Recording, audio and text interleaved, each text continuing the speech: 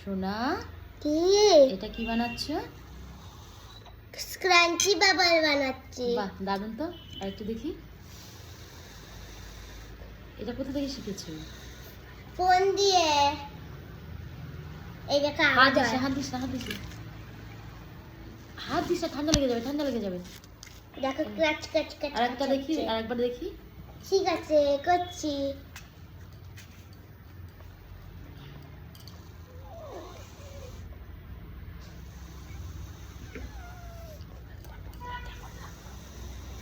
বন্ধুরা এটা কেমন লাগলো?